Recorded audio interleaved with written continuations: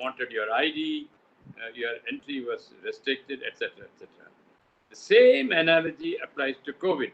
So COVID is another landmark in all our lives, after which life is going to be so different. If before 2001, when the attack on the Twin Towers took place, there's nothing like insecurity, any great security. Our prime ministers travel freely, our presidents travel, not, and then access to buildings was liberal. I remember once while I was posted in Delhi in the year 1982-83, I was at a wedding reception, and we were all watching from sidelines. Suddenly, I found some minor movement that I was surprised. I won't say shocked, surprised to find Mrs. Gandhi, Prime Minister, in full authority, standing next to me. Nobody knew me that I was an IB official. Still, they didn't make a fuss. They allowed Mrs. Gandhi to stand like any other commoner. And can you imagine that happening now? So that was what is it. Afterwards, we had even Prime Minister security from 1984 onwards. Then 2000 onwards, public security. All this changed concept of security, concept of policing. Policing chores have become more onerous. Same way, COVID also is a watershed or a landmark after which policing is going to attain a very different stance, a very different focus. So I'm happy that the police force rose to the occasion and did what they did, and then they won the admiration. Here and there are some minor hiccups. I'm not saying that everything is hunky-dory. There's nothing wrong with the police. Everything is good. There are aberrations. There are aberrations in every organization.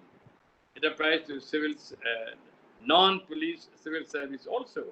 So let us not get concerned whenever there is a kind of a scam or a kind of a misconduct on the part of a government servant. These are bound to happen in large organizations. I'm happy that the police and the civil service are working hand in hand. The recent COVID, anti-COVID operations, the health department relied heavily on the police. So this is where this convergence, which is formed part of the subject which has been given to me, convergence becomes relevant. I remember 1963 when I was in Missouri undergoing training. It's 2 years earlier, 1960, the Government of India, the Home Ministry, set up what is known as a foundation course. Earlier, prior to 1960, senior civil servants at the level of ASPs, assistant IAS, IPS, IFS, they were all trained in silos in different institutions. Many of you may not believe that. We had so many, a host of institutions where government officers were trained in different places. When 1960 onwards, the government said, this is absurd. All services should be trained together. They should know one another. Because back in the field, they're going to work hand in hand. This is where I refer to the healthy practice. This is something very peculiar to us. No foreigner will be able to understand the way the Indian civil service, Indian police service are organized. So now in the district, the two pivotal officials are the collector, whom they call district magistrate in the north, and the superintendent of police. The SP and the collector will have to work together. This is where the convergence takes place. And this is why in 1960, the Government of India rightly decided in favor of a foundation course where for 6 months, all these officers get together under the same roof, get to know each other, and listen to talks which are of common interest to all these services. So this is a wonderful innovation. Now I see today as officers from different backgrounds, different services, different seniorities coming together to listen to me. I hope what I say will have some relevance and meaning to them. So if an officer who enters the service and in the middle level is very conscious of his or her status, then the whole cookie crumbles. First of all, the first requirement of the civil service is self-effacement.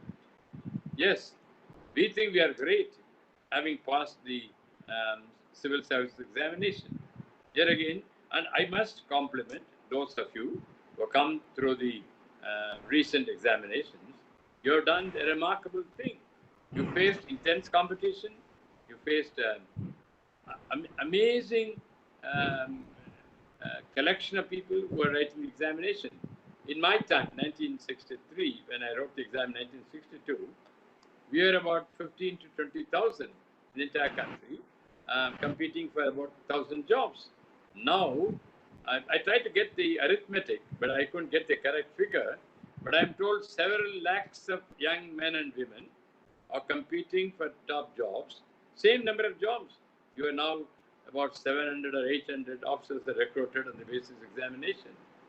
But the numbers competing are several lakhs. We didn't have a preliminary vetting. We went to the examination, and then if we made the grade, we appeared for an interview. But it all may look very strange. So, I actually wrote down for the Hindu that if I were to take this examination now, I may not qualify. I may not even come into. I may not even clear the preliminary examination. I'm not being modest. I'm being very frank. So you have come through intense competition. Rightly, you should feel proud. Your parents should feel proud. But that pride should stop with entering the service. You forget all that. You've done very well by yourselves. You've done some remarkable thing of being able to get into the service. But now onwards, your mental attitudes should be entirely different. We compliment you for making this grade.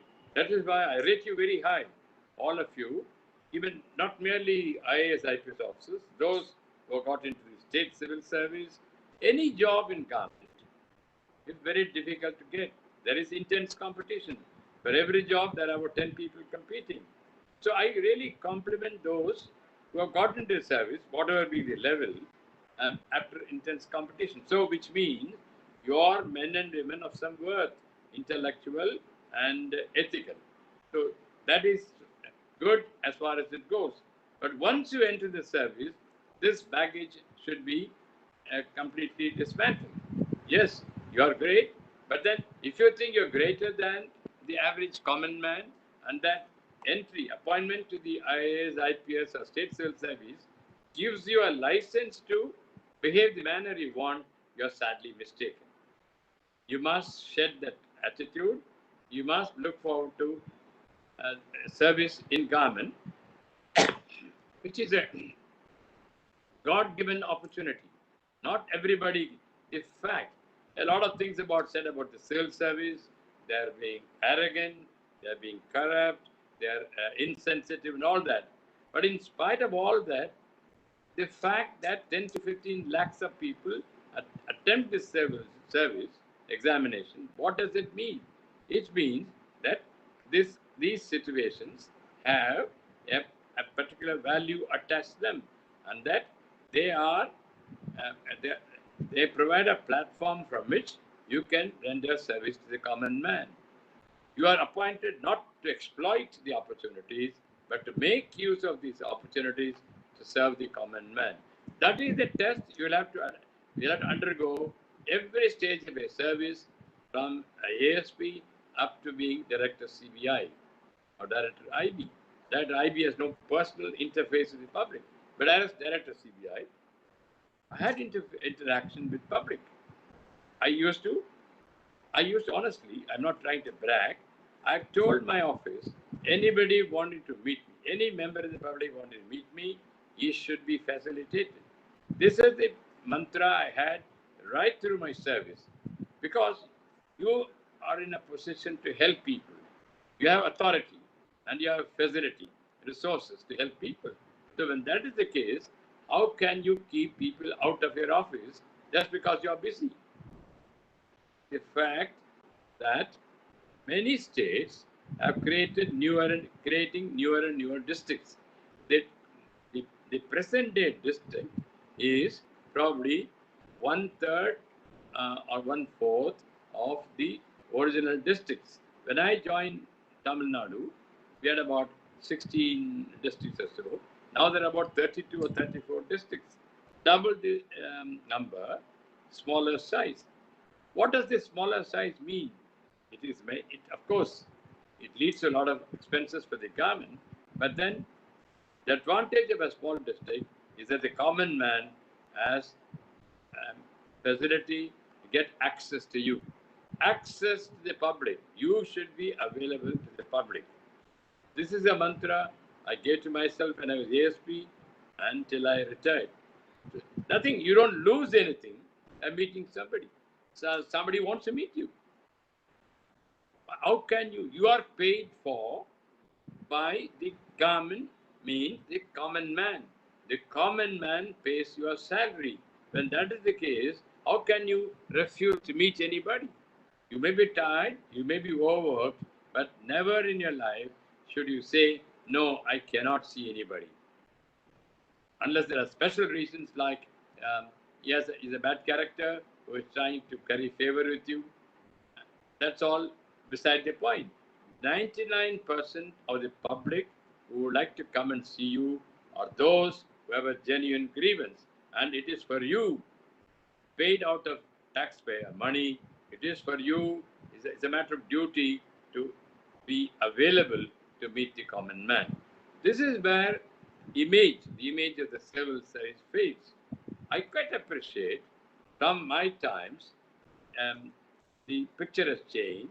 The modern civil servant, especially the district, is under great intense pressure from the political hierarchy, from the public, and your workload is heavy. But all that is no excuse for not meeting people. That is one aspect. I'm sorry if I overemphasized the aspects of service, but this is where we begin. If we don't agree with you, then the dialogue breaks. You must realize that this is where the fundamental philosophy of civil service rests. And you have to, whether you like it or not, this is the mantra for success. Second is knowledge. I'm happy institutes like APHRDI are imparting knowledge sharing. So whatever you acquire, you never stop learning. That's the one thing which is a common cliche. It's a cliche. You never stop learning. And you have to keep learning. And these courses are a great vehicle to learn. And I must also confess that my earlier times, training institutions were being looked upon with great cynicism. They used to say training institutions are impractical. They teach things which cannot be practiced on the ground. This was absurd, but this is which was prevailing at that time. Now I'm very happy that the earlier cynicism towards the training institutions has given way to new optimism. This is a very remarkable feature of the modern civil service setup. Training institutions have become real, they become meaningful, and they are purveyors of knowledge. This is not because of a new faith in training. It is because none of us is able to cope with the advance in technology and related sciences. At this age, I'm willing. I have to necessarily, if I have to make myself felt, If I want to make some contribution to society, I must be up to date, not merely with bookish knowledge, but in ability to convey. Ultimately, how does communication gain ground? It is because of devices like online communication methods. Now, if you are hearing me and seeing me, it is because of rapid technology. This technology has enabled us to connect with the rest of the world. This is amazing. Uh, yes, it was there even during the pre-COVID days, but now this insistence on social distancing and other requirements to ensure that the virus does not spread. This has this has brought about a miracle in communication. If sitting conveniently, comfortably in my drawing room, and I'm able to communicate with all of you in different sectors, not merely within the country and outside, this is remarkable. I don't think we would ever have foreseen such a development. I'm very happy that I continue to live in a world where technology is ruling. Yes, technology will not make you more inhuman or more mechanical, but it gives you a tool to communicate your views. You may acquire tremendous knowledge, but if you don't have the tools to communicate, then what's the point in acquiring knowledge? So I'm happy that facilitates a video conference. When about 30 years ago, video conferencing was available, but whenever we went on a video conference, the image at the other end is blurred. Nothing of this kind. Now we is as good as we are meeting in person. The clarity of the video, clarity of the audio are both incredible. So it is, except that we're not able to touch each other physically, we are able to see you, and I'm able to communicate whatever you want. And you can question, you are able to communicate, interact with me, raise questions, I can clarify. So this is the so when you have such an excellent tool of communication, if you don't take advantage of it, I'm appalled. I, I don't think there are far too many people who don't believe in technology. There are some older colleagues of mine, people who are just a few years younger to me or older, they run away from technology. Whenever I refer to this email or WhatsApp or video conferencing, WebEx, Zoom, etc., some of them are still scared of it. Technology is friendly as long as you spend time to learn the fundamentals. So when this such a facility is available, civil service will have to make use of it. There's a digital revolution which has taken place. Everything is available. Google is again a, a, a, a means which is nothing short of a miracle. You can get anything you want, any information you want using Google. When I write an article, I can produce a reasonably well-argued piece on any subject within an hour or two, taking advantage of Google. Previously, I've written papers, I've written my thesis, etc. Till about 10, 15 years ago. It was hell of a job trying to ferret out information, assemble them, and then make sense out of them. Now it's all done in question of time. When I write a column for the Hindu or from any newspaper, I need just about 2 hours in which to collect facts and then give your views. When this is the case, civil service will have to exploit this availability of technology. This is where, and I'm happy that this knowledge of technology has percolated down the line. I find the constabulary used to be illiterate or semi-literate until about 30, 40 years ago. Now, they're not merely literate, but they're very comfortable handling emails, WhatsApp, and then taking pictures out of the camera and then circulating them and and downloading images, downloading information from the website. What does it mean? This is the kind of So the self-developed. So the whole police force, I'm suppose, I can't speak with authority on the civil service, but I suppose the same situation in the civil service, that whatever be the level of an employee, yes, access to technology and is interested.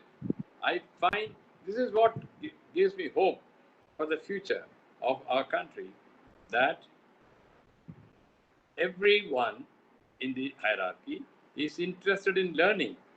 I think person who is not interested in learning, probably percentage be about 10%. 100%, if there are 100% in an office, I'm sure 90% are interested in learning and using technology, because that's become the order of the day. Whoever thought that the cell phone will become such an instrument of power, of empowerment? When I when the cell phones appeared in about 1995, I remember I was in the State Vigilance Directorate. So it was a novelty to get some phones. I had one phone for myself, one for somebody else. Then I wrote to the state government saying all our employees we need about another 5 more cell telephones. Then promptly they said, no, we can't afford. We cannot give you more. You have to make do with 2 telephones. Amazing. If a government takes such a position now, that will amount to being ridiculous. So now we have come to a stage where every one of your employees has at least one phone, if not more than that. Your family members. So, of course, you can always say cell telephones have also wrecked life at home, cause distraction to children. That is the flip side of this revolution. Now you got cell telephones, website, video conferencing, all that. Yes, make our individual lives very comfortable. But how are you going to make use of them for your office and the office friend, especially in creating, retaining records? Any record. Now, many states, I know that if you want your birth certificate, yours or your dear ones, you can just get it online, get it printed. Every piece of information, your vehicle number, your purchase of your land, everything is being digital. And so that generally, I'm not going to make a sweeping statement. Generally, the digital revolution has brought down public servant corruption. This is the boon of digital, and I'm happy to inform you that the AP government is one of the first to introduce digital records, and that was the talk of the town. Now it's become standard across the board, across states. This digital records, the record keeping, has become quite easy, quite comfortable, and no state hesitates to spend enough money on the digital revolution. So this is where we have come to. Now, ultimately, what does it mean? What these facilities? What do the facilities mean? It's not for self-glorification. It is for the good of the common man. It's a tool in your hands to sharpen the performance of your duties. If you are going to use only for your personal purposes, then you can as well do without them. But here, now, for example, this latest concept of working from home. I'm sitting from my drawing room in comfort and talking to you. So this concept of WFH, working from home, that is also caused a revolution in terms of quality of work, called delivery of service. This again is something which you have to take advantage, exploit to your benefit. Or this one, because again the common man expects you to be. It is no longer a novelty to use a cell phone or to use any other or use your video conferencing to get your message across. Now the growth of the social media, WhatsApp, Facebook, etc., Um, it's amazing. Yes, there are some negative sides to Facebook or other social media, WhatsApp, etc. But those negative features are not enough for you to give up. The positive features outweigh the negative ones. Um, this is the ambience in which you are performing now. If with all these facilities, if you're still not able to deliver service of quality to the common man, there is something seriously wrong with you.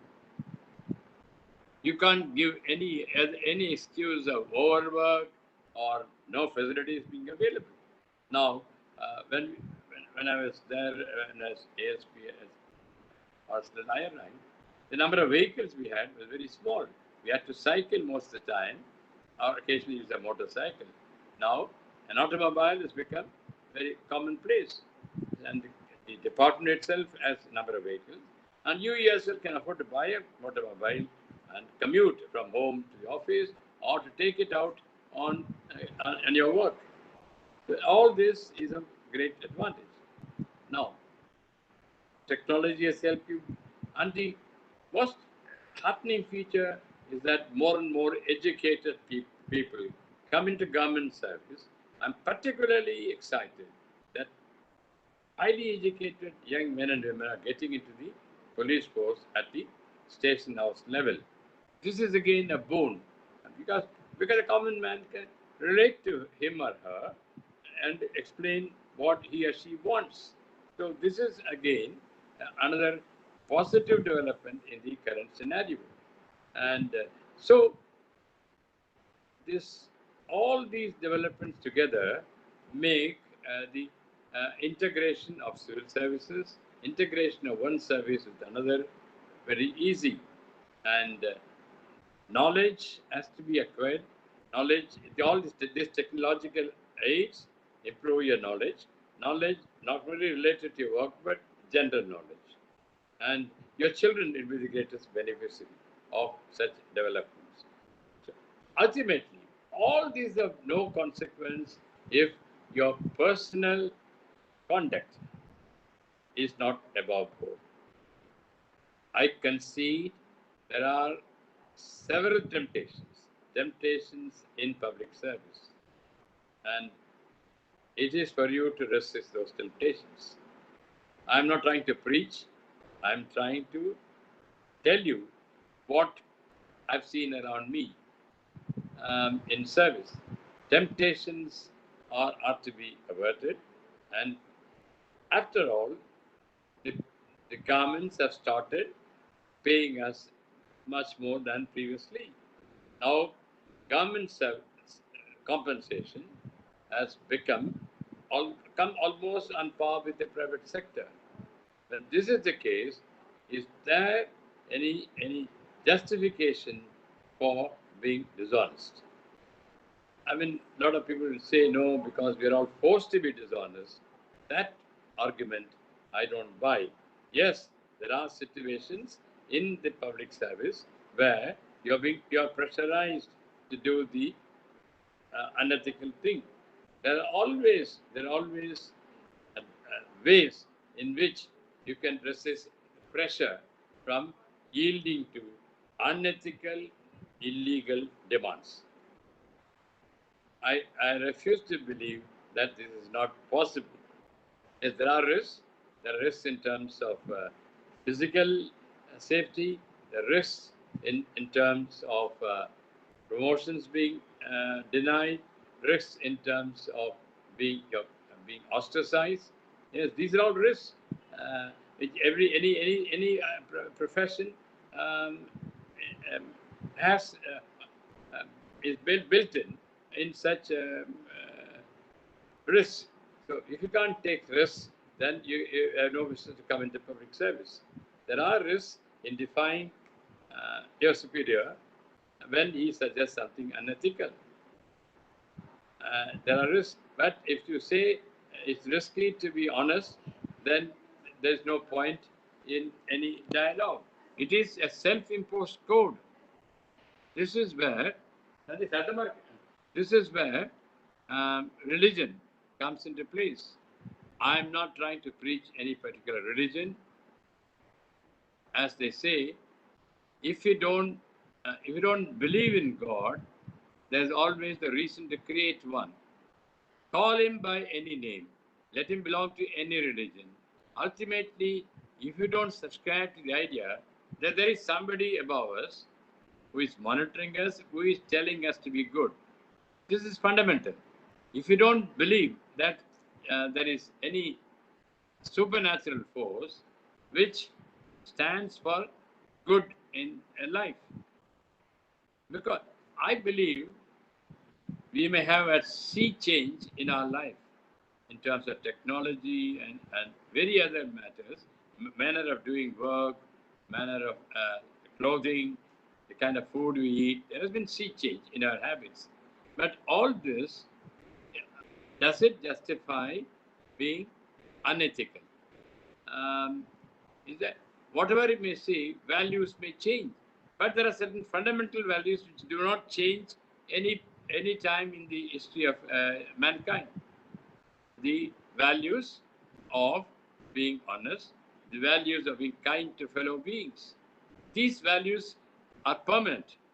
So you don't say things that times have changed. Yes, times have changed, things have changed. But do you honestly believe that you don't have to be good to others in upwards, and you don't have to you have to resist the temptation of illegal gratification? Can you ever say that because things have changed, I don't have to be honest and I don't have to be kind? I don't think any religion will condone. You need not be a religious person, but you should believe that there is a force which tells you that there are things which you'll have to stay away from. Ultimately, I believe if you believe that there is a conscience within us, there is a conscience within us, and you have to listen to him, whatever form he or she resides in your heart, in your body, conscience. This is permanent. Religions, religious scriptures over the ages refer to uh, every human being with a conscience as well. That's why you are different from animals. When you are a human being, there is something which is known as a conscience. You act according to your conscience. Honesty is something which you do when nobody is watching you. Same way, if you know, nobody can say, I did not know that what I did was unethical or bad. But there is a conscience which tells you what is good or what is right.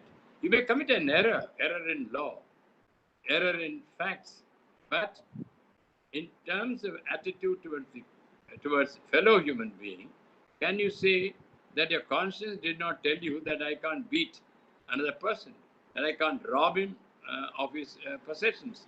Do you think your conscience will permit that? Anybody? So this is universal. Every human being has a conscience. If he doesn't listen to his conscience, he can't say that he didn't have a conscience, which means that he's not a human being. That's what differentiates between you and an animal. So this conscience will tell you which is the right thing, which is not. So you have to ultimately you don't have to subscribe to any religion.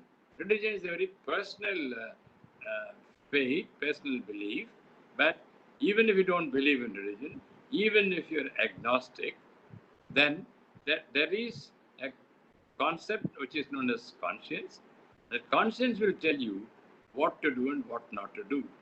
This, I think, as civil servants, this is very more important than the common man, because what differentiates you from the average man in the street? You wield authority, you wield power to alter the destinies of several others over whom you rule. So when that is the case, how can you misconduct yourself? How can you ignore what your conscience tells you? So this is where I would like to end by saying you are at the crossroads of history. You have facilities, there are unbelievable facilities, resources to perform well as civil servants. And if you filter away this opportunity, posterity will not forgive you. You are in a very privileged position. You know, you get a monthly payment, a monthly salary, you get a house, you have a family. How many human beings in our country have this advantageous position where you have a house to live in, you have a vehicle to drive on, you have children who can go to the best of schools, and still you would like to misbehave and rob a person of his possessions or beat up a person. This is where I also believe one point which I forgot to mention earlier, this concept of violence on helpless citizens. We've had very bad instances of violence on innocent individuals by the police. Since you're all police officers, I don't condone violence. I don't condone. And I believe there is no way you can indulge in violence and get away with it. We've had so far too many instances in which the police have misbehaved themselves and they brought a bad name to the police. This is not true. This is not peculiar only to India. In the US, we have had so many such instances. We saw an instance in Minneapolis about a few months ago, how a man was overpowered and he was killed for, for, for a simple act of tendering a false currency. He was chased and held on to the ground and pounded, and he ultimately died. We have had so many such instances in our country. It would be invidious to mention each of them, but there are, we know, all of us know, how violence is perpetrated on innocent citizens. And the police have been particularly guilty of such instances. And if, as senior police officers, if you do not step in and intervene to prevent such violence, you will not be true to the uniform you wear. Whatever be the temptations, whatever the pressures from above, do not subscribe to third-degree methods. Do not subscribe to third-degree methods. It is not all that difficult. It is not all that difficult. It may look very funny for me to advise, but I practice this and I have not suffered because of that. Never allowed anybody to touch. I have not touched any suspect on hand. I have not allowed any policeman. Yeah, behind my back, some people may have indulged in, but I never advocate. That is civilized behavior. And so I'm sure you will send this message. I'm not advising you, but I'm giving you a few inputs which are valuable to guiding your life. Ultimately, we are men different from animals. We should have a philosophy of life. We should have a philosophy of life that we will not harm others. Yes, we will do everything to punish a guilty person, but we will not harm an innocent person just for self-glorification. We will not harm a person just because we want to grab his money. So these are fundamental to life, and I'm sure majority of you, 99% of you, agree with what I've said in terms of being honest, in terms of being non-violent, in terms of promoting goodness in life. I think I've said enough for this morning, and I don't want this to be a monologue. I want this to be an active dialogue. I'm now open to questions. Please, thank you very much for listening to me, please. Thank you. Thank you, sir, for the wonderful presentation. This is Chakrapani here. Before the interaction starts, there's a concept called crime as disease, which is now emerging. What is it? Crime as disease. Yes. Crime as disease, and somebody in the World Health Organization has established a cell to treat all crime as disease, and Scotland Yard has also started working on this, and there are WHO experts who have been propounding this. Would you like to say something on this in terms of the modern investigation, sir? Yes, very much. Yes. This is not something any new, because we always felt that any criminal who has indulged in violence or dishonesty has a psychiatric disorder which needs to be treated from the times of Sigmund Freud. There is always some abnormality in the brain of a person who's indulging in crime. So this has to be handled. That is why there is still a very great controversy about how to unravel the mind of a criminal. There are certain methods which have been administered, which have been used, but courts have still not sanctioned them. And there is this is a very fussy area, and it's a difficult area where we can bring about revolution, but we should be conscious that a criminal um, does his act only because of certain abnormality in his brain, not because he's per se dishonest, he's per se violent, but there are some enzyme problems which persuade him to act as the way he did. But this requires investigating officers should be aware. But the point is, this is an area of specialization where investigating officers of the present times have the advantage of getting specialized or specialist advice and proceeding further with the investigation. I don't know whether I answered your question. Will you please clarify? Yeah, thank you, sir. I think you certainly thrown light on this kind of a method. But as you rightly said, there is a lot more work to be done. Yes. There are epidemiologists in the WHO who are working on this, and probably we'll get something later. Can we now request the IPS probationers to start sharing their views, and can they introduce themselves? I'm sure they've done it, but they can make a brief mention of it again and then ask the questions. Can we start with the lady? Prem Kumar. Prerna. Yeah. Would you like to say something on what has been discussed or seek a clarification?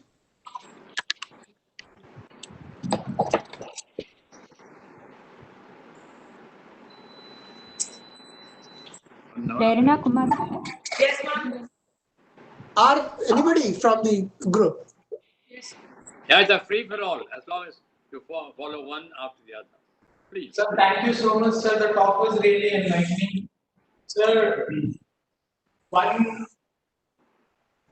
would say one question or one query that I would have is, sir, it is observed that when we speak about ethics or expectations of ethics, we tend to hold very high standards for our subordinates, but to hold the similar standards and expectations for our own self, or maybe our own colleagues or somebody, let's say our own subordinates, but at a higher pedestal.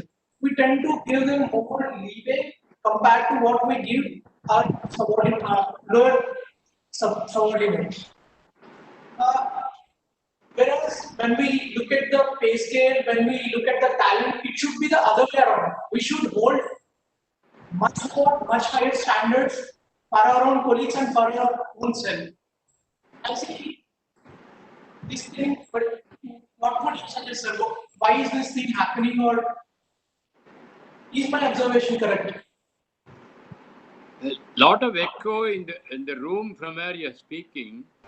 I get only a broad idea. Mr. Chakrapani, are you able to hear them, and can you repeat? If I recollect, what he's saying is that we treat our subordinates and superiors with different perspectives of expectations. Now, beyond that, I also was not at a loss to find out. Would you like to be a little more specific, my young friend? What's his name? Sir, I would take an example, sir. I mean, if we look at the academy, the standards that we hold for outdoor staff who train us in the physical grounds, they're very high.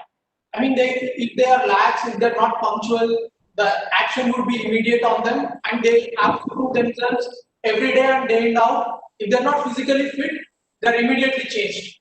But when it comes to the faculty, we don't hold the same standards. We don't set the same expectations from them. If their PPT is not so right, it's okay. We tend to give more relaxation to them. That's a good one. So why is that? Is my observation true, or is there a reason behind it? So Mr. Raghavan is precisely saying the faculty should be equally firmly dealt with as they do these subordinate policemen who are in charge of the physical training. I fully agree with you. If I have the authority, I'll do it. But Raghavan is bully. Yeah, we are differentiating between subordinate and senior policemen in meting out punishments, is it? No, seniors who fail to teach properly, that's what he's saying, No. particularly No, in no. academy. Okay, the lower levels? Seniors at the higher level, they're a little soft. That's what he's saying. Ah, soft with regard to punishment of erring subordinates. Is that right? Is that what you're aiming at? So I'm not per se hinting about any academy, but I feel we tend to go softer on our colleagues or maybe some senior staff, but we don't hold the same standards that we expect from our lower subordinates like a constable. If constable does something wrong, the punishment would be imminent and we would also expect a lot from him. But when it comes to our senior colleagues or some senior staff, we don't put them under the same way. We don't enforce the same expectations on them. No. So if I made sense out of what you have told me, you are complaining that standards of conduct expected of senior officers are much lower than those at the bottom. Is that right? I think so. Yes, absolutely right. Yeah. That is very unfortunate. I agree with you that at the higher levels, the standards of conduct should be much higher than those at the lower level, because you have the the facilities that you enjoy, the compensation you enjoy in terms of pay and perquisites are much higher, and you have to set an example to your lower officers. I quite agree that over the years, it is the subordinate levels which have been punished more often than senior officers who have deviated from ethics. I quite agree with you. This is I quite agree that this is a serious flaw in our personnel management. We think all IPS officers are 100% honest, and that those at the subordinate level, they are not so. This is a flaw which cannot be, which possibly the modern technology and the risk of being caught for dishonesty being higher, I'm sure levels of integrity in the higher levels have improved. Not improved to the extent which we expect them to be. We want them to be models. We want senior officers to be models for their subordinates, which they are not at this time. Unfortunately, I mean, you can't complain that the ambience, the present ambience in which you work is so bad that we cannot but anything be dishonest. This is very poor argument, very poor explanation. I quite agree with you. I will try to reflect. This is a very valid point, and I would like to refer to this in one of my writings, saying that the perception is senior officers are getting away with murder, and the lower officers are being hauled up for minor derelictions. I mean, I may not have translated your views to the extent which you meant, but probably somewhere approximate to what you feel, that there can't be dual standards of ethics and discipline between senior officers and junior officers. I'm happy you have this perception, and I'll take note of this and relay it to people who can possibly make use of this information. Thank you very much. Any other? Sir, is this issue also happening because when we measure the performance of the lower staff, we come up with a very objective criteria. There is a lot of work done to evaluate their performance. Whenever it comes to the senior levels, we always say our work is so complex that we can't make an objective assessment. And 95% would be outstanding ratings.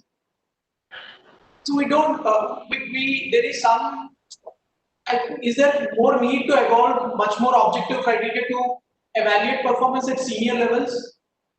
Like when we compare it to corporate, the performance evaluation is much more transparent and they have a proper career plan and defined goals. And based on that, there is, I mean, deviation would still be there, subjectivity would still be there, but there are so many checks and balances in place so that the measurement would be very objective. Now, Is that this is, the I understand that this is one of the weakest points in HRD, Human Resource Administration, as far as senior service are concerned. I don't think we are applying objective standards. Whenever somebody wanted to implement a stricter evaluation of senior officers, he has failed. Because, as you said, the evaluation has been reduced into arithmetic. 5 out of 10, 6 out of 10, and outstanding, very good, good. These are the kinds of evaluations you do, which are very vague, and which are very subjective. I think for years, senior ministers, very intelligent ministers, very knowledgeable ministers, and senior civil servants have tried to alter this, but they haven't succeeded because the numbers involved. I agree with you that as all India service officers, especially the IAS and IPS, will have to be evaluated much more strictly so that the ratings reflect what they did or did not do, and in terms of output of work, in terms of conduct. Certain officers have got away literally with murder. They have not behaved themselves. They misused official machinery, etc. I quite agree, but dual standards still apply between senior civil servants and the junior ones, and I'm sure this will disappear in course of time, but it can't happen overnight.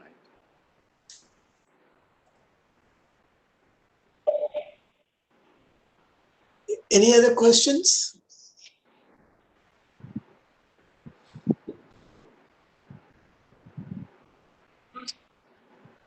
Group 1 officers kuda unnaru sir, audit officers Any of them. There are DSPs from the state civil service. If they have anything. DSP. If some of them want to speak in Telugu, you can translate it to me, please. Yeah, sure. No, they are very comfortable with English. No, I don't want to presume. My knowledge of Telugu is limited. Dr. Harshita Vijay Chandra or Dr. Ravikiran? Sir, koncham Quite a unmute few doctors in that group. Yes, sir. Sir, good afternoon, sir.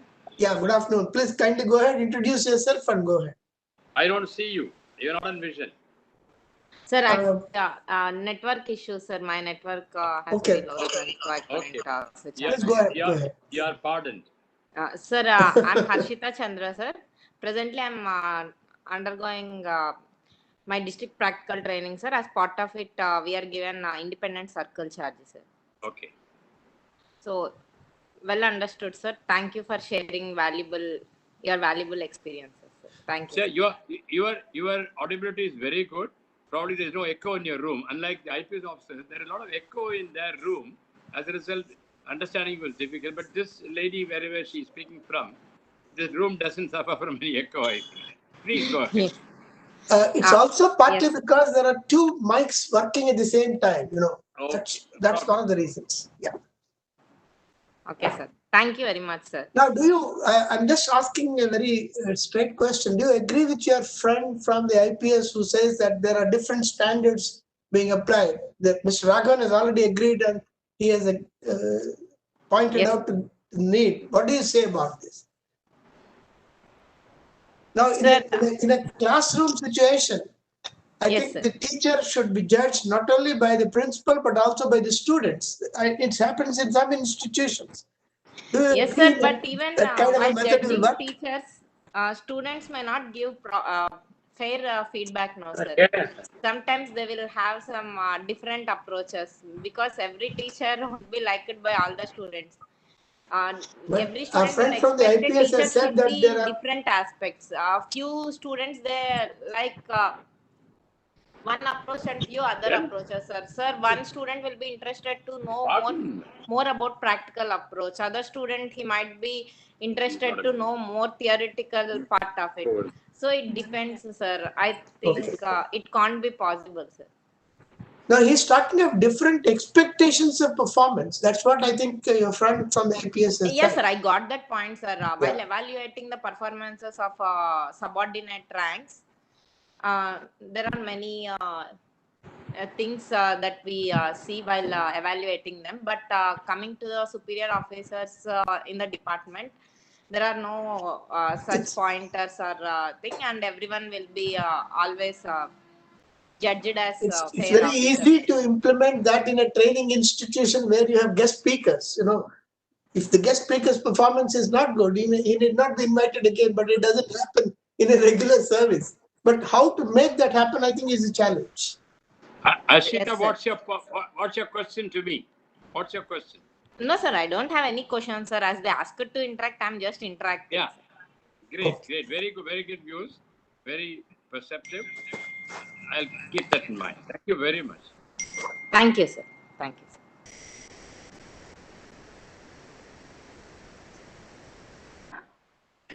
Ravindra గారు దిలీప్ గారు ఎందుకో hand raise చేశారా? ఆయన unmute చేస్తారా? కే దిలీప్.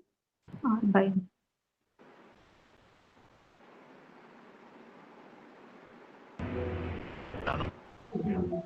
ఏమైనా questions ఉన్నాయా sir? Dilip. Hello Dilip గారు. Sir unmute చేయండి sir. Is not asking.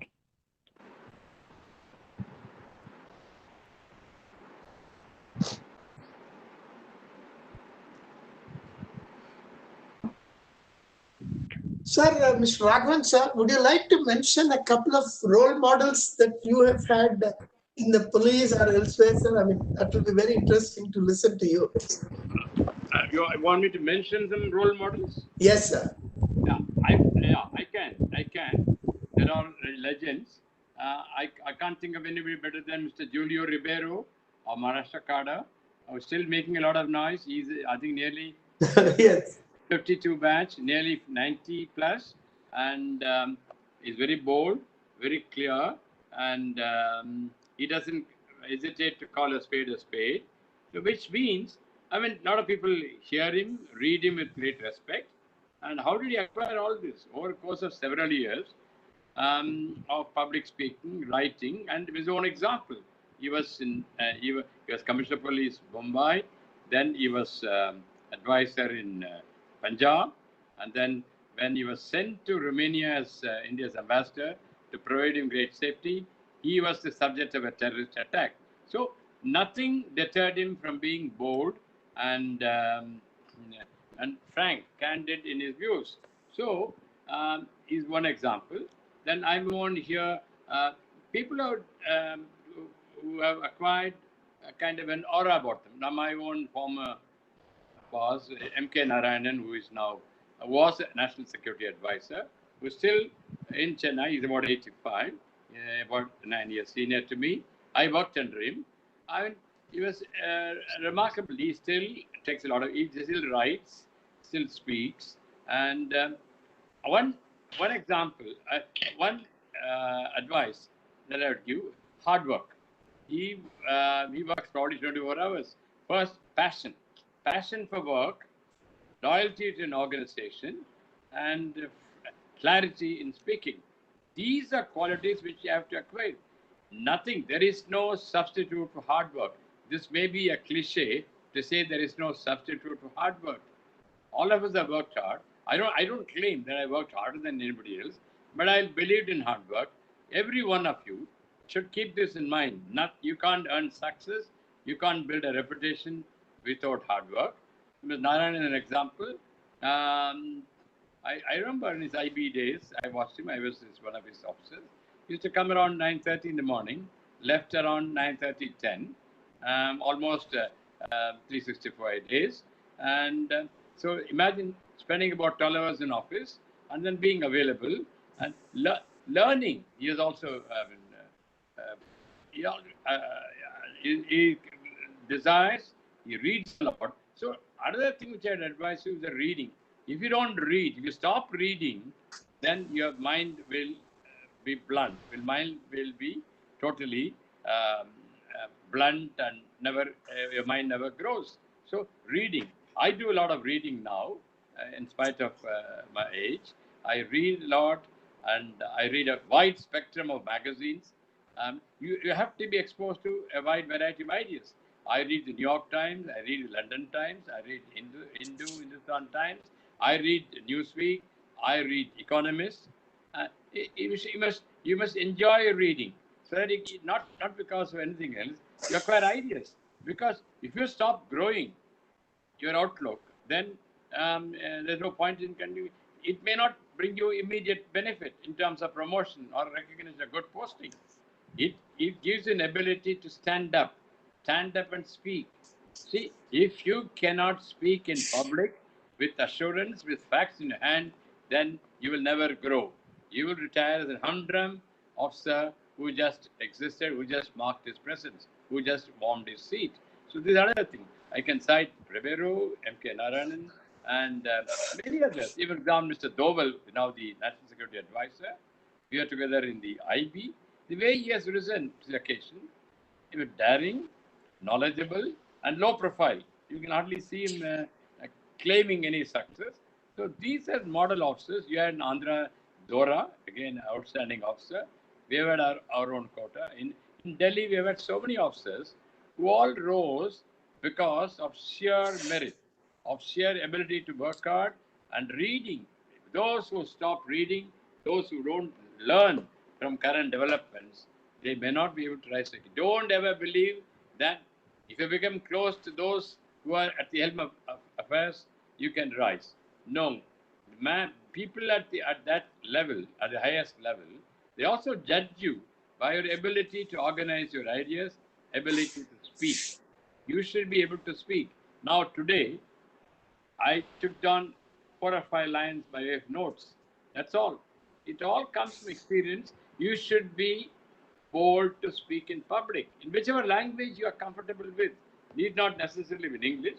All of us have been taught in English. That is why you are very encouraged or very bold to speak in English. But it's not necessary, even in Hindi or Telugu.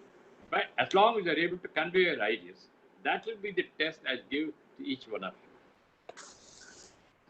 Another point, sir, what would be your advice to these youngsters who want to specialize a particular aspect of policing or even general administration? Because some of the police officers are in different positions, including maybe education, transport, etc. Do you think that this approach needs to be further sharpened and strengthened, or do you think that it will hamper the overall development of the individual? No, I can speak my own example. I took a lot of interest in cybercrime, cyber security. We stood in good stead for me. Post-retirement, I got into an IT company because the knowledge I had acquired in matters relating to computer, cybercrime, cyber security. So it's a very, very virgin field where you can acquire knowledge as you go in this, as you go through your service. It doesn't require any extra time. But now that we are going through a digital revolution where the computers are used ad nauseum, so this is one good example of how to acquire specialization. Now artificial intelligence is reigning over the world, so you must exhibit curiosity in what and artificial intelligence is and how to get into the intricacies. Now, AI is going to substitute a variety of chores, of human beings in a variety of chores. So, what does AI mean? What does it hold? What does it mean in significance in terms of policing? So these should provoke your curiosity. That is why I said never stop learning. There's so much information available online, available in magazines, which are easily available online. So cybersecurity is one field which is very important. And then medical jurisprudence. Again, we are getting more and more cases.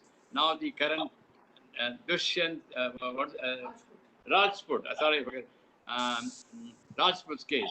There's so many twists and turns. Yes, you may feel there is something fishy, but why don't you learn out of this investigation how, what kind of, you should write a paper. You should write a paper on how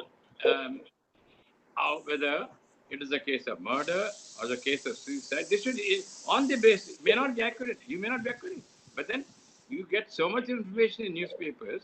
You exercise your imagination, write out a paper. That's about all. So I don't think anybody is going to haul you up for writing. You circulate it among your friends. Why do you think they should always figure in public magazines?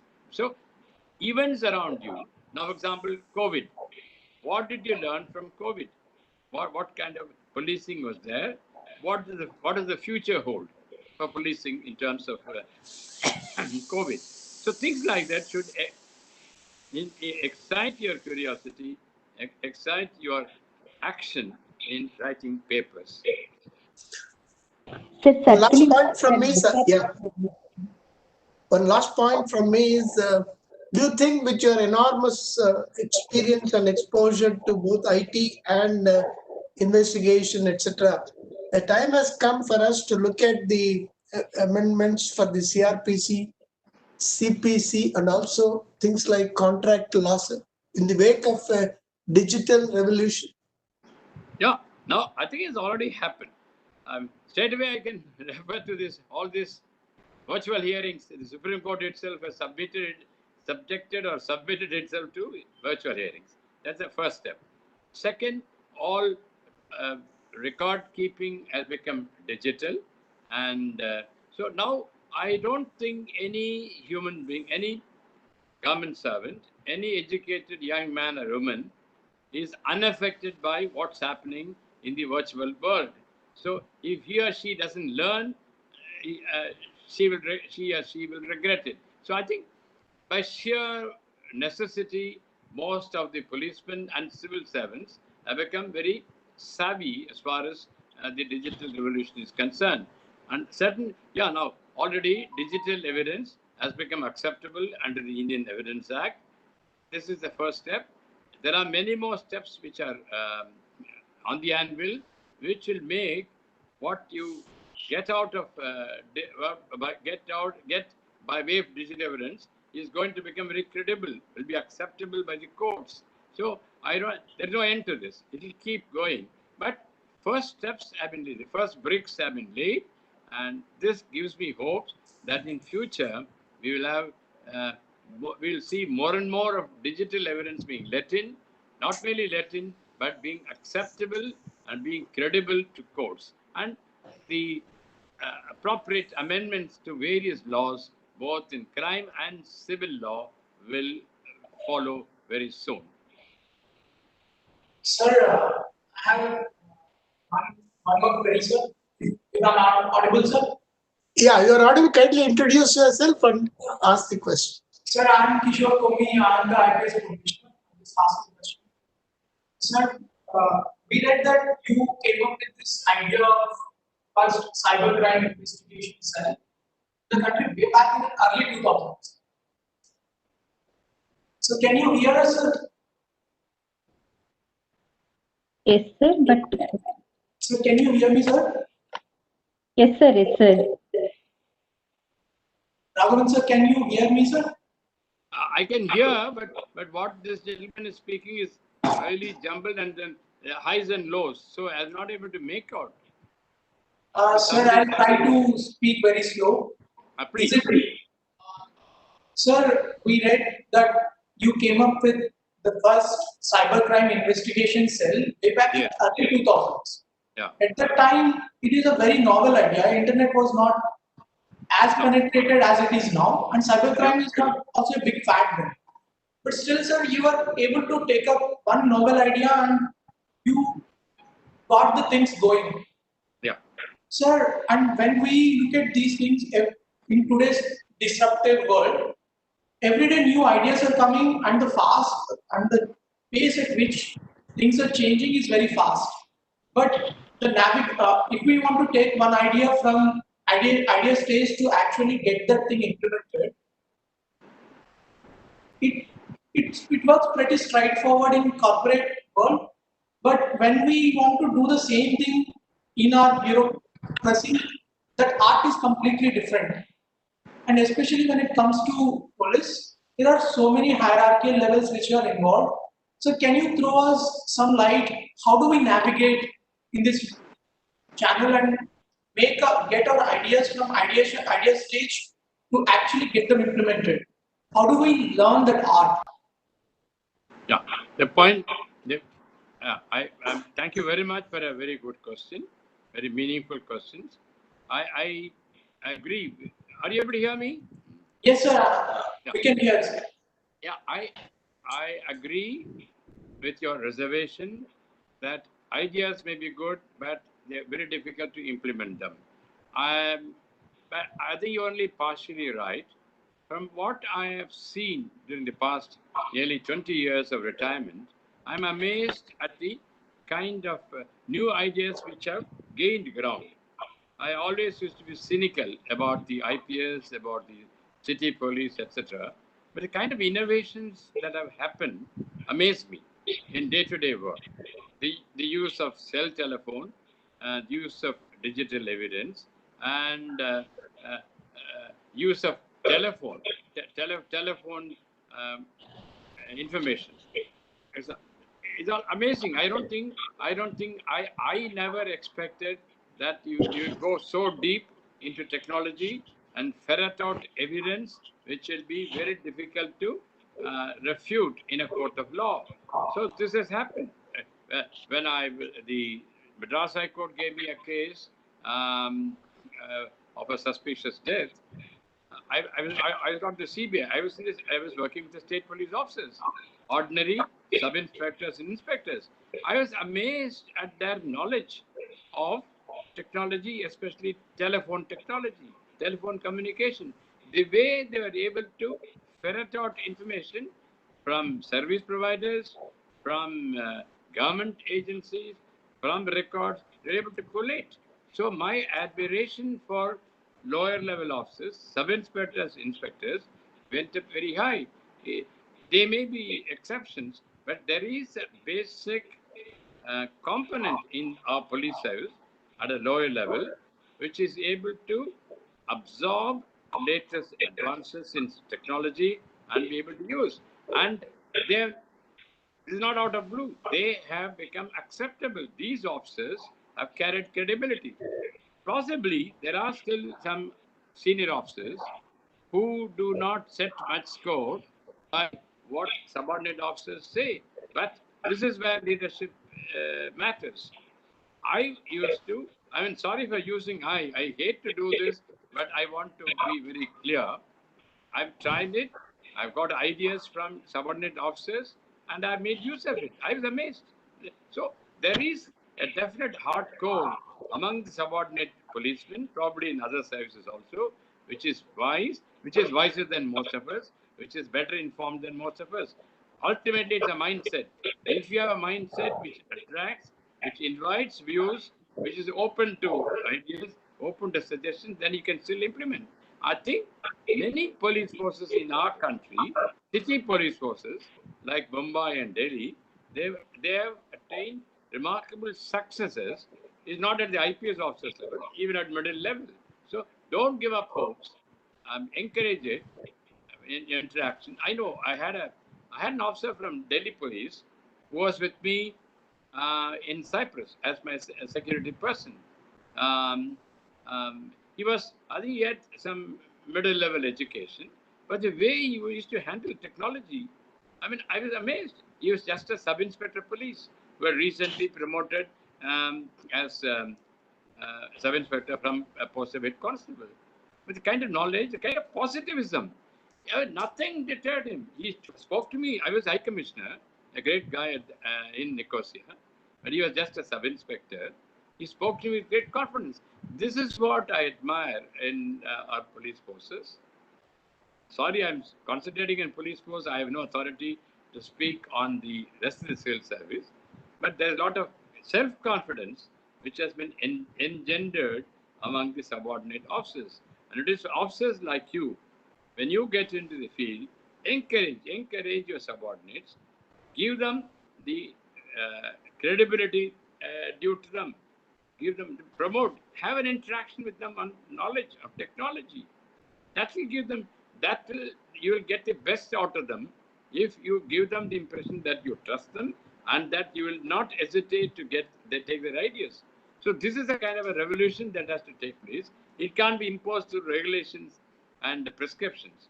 Don't expect your senior officers to tell you what you do, but you can get the best out of your officers by encouraging them, asking them to. This is what I did with this particular sub-inspector was with me. I was amazed. So I've seen such phenomena in various services, various states. So let us not underrate our Indian police force. Yes, we are appalled by the brutality of some, the corruption indulged by some, but that is no reason why we should downgrade the quality of our subordinate. Sir? Yes. I'm Krishnavani, sir. Sir, I'm an officer. I have cleared my civil services also, but I took group 1 for my personal reason. Sir, I want to ask a question, sir. I'm presently dealing with child labor. So there are different departments dealing with this child labor, but there was no complete life cycle care of the child labor. So that link was departmental link was missing in this so many aspects. Even it may be the case of child labor or something else. So how to associate the departments, interlinking of departments is very important. Even the police is very important in this case. Even the labor department is very important. Women and child department is very important. But this interlinking is missing in the government sector. So why can't the government take an initiative to interlink this sector? Unless until this interlinking of the department is not done, the work done for any kind of child labor, it may be towards women or towards the disabled or anything, is not incomplete. There was a lack in this thing. So that interlinking was totally missing in this government sector. I quite appreciate. I must compliment you for raising a very Yes, socially relevant issue. It's a very difficult task, rooting out child labor, but that shouldn't deter you from contributing your might to alleviating the problem. Child labor, like prostitution or liquor, illegal liquor, and all, is a social problem, but that doesn't mean we can't do anything about it. And as you said, integration of departments is very essential. But I find individual officers can make a difference. If, as an individual, you are so exercised about child labor, you can do something. May not be monumental, may not be phenomenal, may not be earth-shaking. Still, you can make that difference in a small place.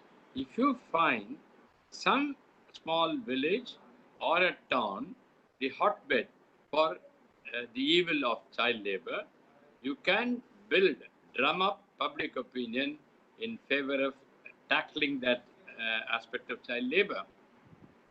You have to talk to some people. It's unconventional. You can't go through government channels, but you don't expect government channels to respond to your effort. You can through informal private channels.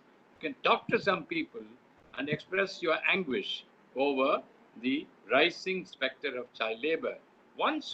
Everything starts with spreading of knowledge, spreading of information. Because child labor, very difficult to detect, very difficult to abolish, and you need an Herculean effort. But first, people around you should know that this is a grave social problem. If you don't educate them, nobody is going to be going to come to you and strengthen your hands. So that is the first thing. First thing is education. Then you should use your own persuasion. It may not be part of your job. So it's a kind of a social obligation to root out child labor, and so for that it's a very noble task. but it's going to be very difficult because of tradition, like child marriage. For example, now the Prime Minister has said that we should raise the age of marriage for girls. This is welcomed by his own political opponents. They said, yes, it's the right move. So it is at your level, you should be able to raise awareness. Don't expect to change our whole generation of people. Don't expect to alter things in a whole city. In your own small jurisdiction, if you can do a little to spread knowledge and then galvanize public opinion, galvanize civil servant opinion, definitely you can find, and in spite of all that, you can find some minister interested in this is non-political issue. This is a social evil. You can always speak to a minister who will be interested, because these ministers are down to earth. They meet people. So don't dismiss all of them as being politicized.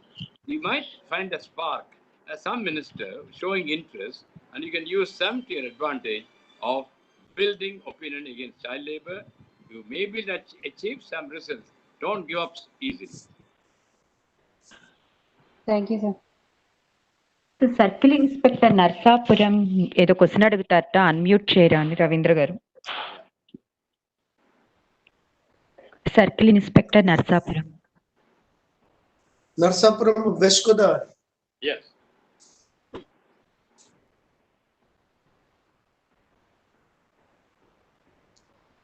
In chat box లో కూడా ఒక question ఉంది sir. Read out that question as you unmute his mic. Respected Raghavan sir, I am very happy to hear to you. Evaro EK sir, కొంచెం మీ full name mention చేయండి sir. I am very happy to hear to you and see you physically. We are fortunate to hear very good and useful message from you, sir. I am also equally happy that I could get this kind of audience to interact with. I really mean it. A pickpocketer, some employees, politician, businessman choosing more unethical ways. The desire behind all these ways is nothing but crime. Shall we think God fearlessness is the main reason behind all this undesirable crime? Yeah, I note your views. I can quite understand your anguish, your pain at so many social issues around you. But it will be unfair to pinpoint any particular group as contributing to this, to crime of a different varieties. The point is, yeah, God-fearing nature. I agree. I pray several times a day and derive a lot of solace. But it need not necessarily be only. I always said, don't fear the God, but respect. He loves you. If he loves you, and so do something which you think will please him. So if a person denies God, I know there are quite a few politicians who have denied the existence of God, but in the last days they've completely changed. But they know that there is a power above us which takes care of events. Don't think God punishes you, God protects you, but God loves you, so you reciprocate it. So this is what, when I refer to conscience, conscience is something equivalent to what God tells you to do. So we should not be unfair in pinpointing all the evils to certain groups of people, or to a lack of faith or lack of fear for the Almighty. That is not fair, but it's difficult to prove that because of God fearlessness that these people are committing a crime. I think it's too complex a problem. If a man commits a crime, it is because of several factors, including certain physiological factors, certain factors which deal with his metabolism. So it's very difficult to pinpoint one factor as contributing to crime. You're right. More of access to the Almighty, more of prayer can possibly reduce crime in our society.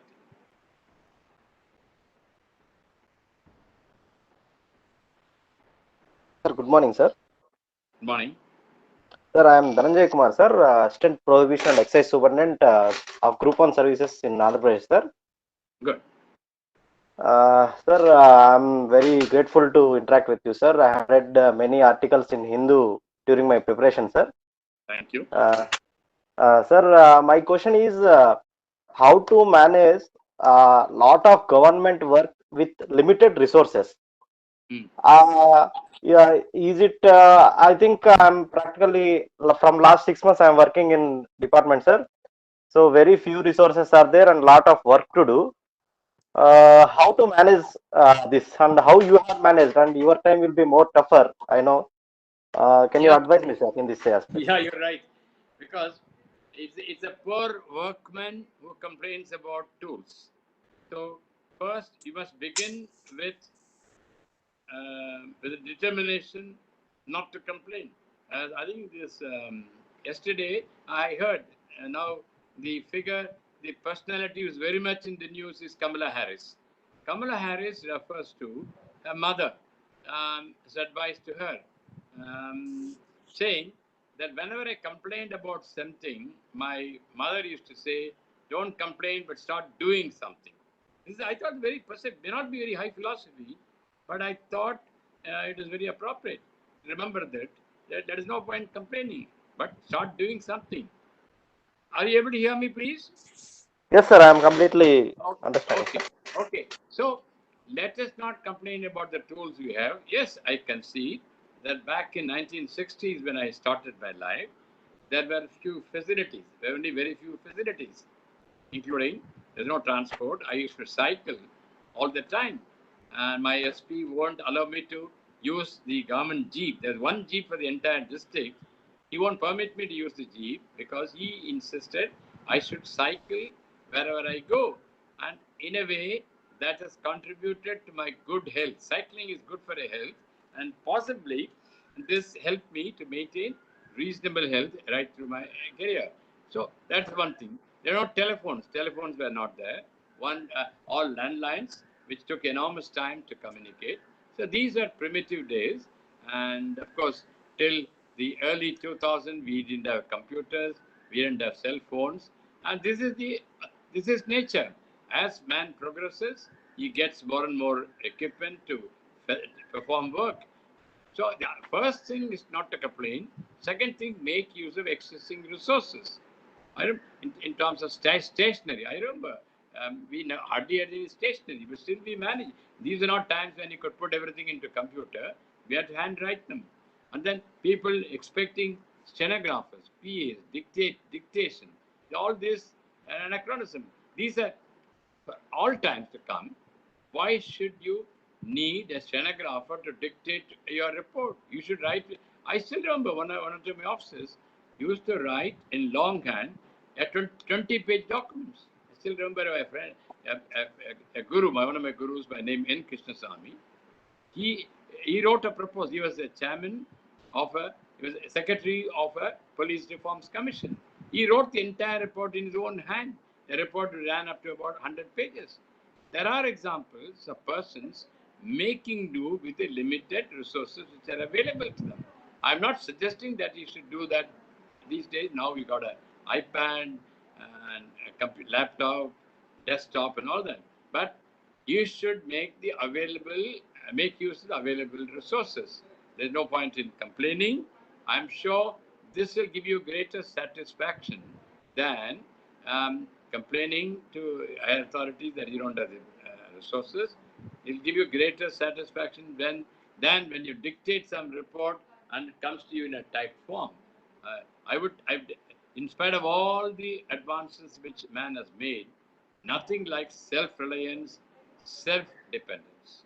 So if you are self-reliant, you can conquer the world.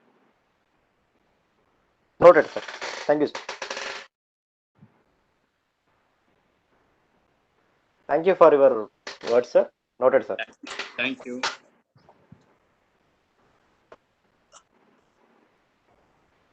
I think that's all, sir. Wonderful, very, very lucid presentation, given your experiences and the wide variety of subjects that you handled.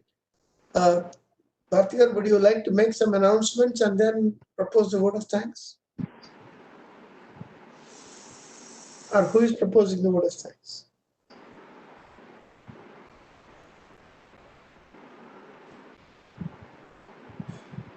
Hello?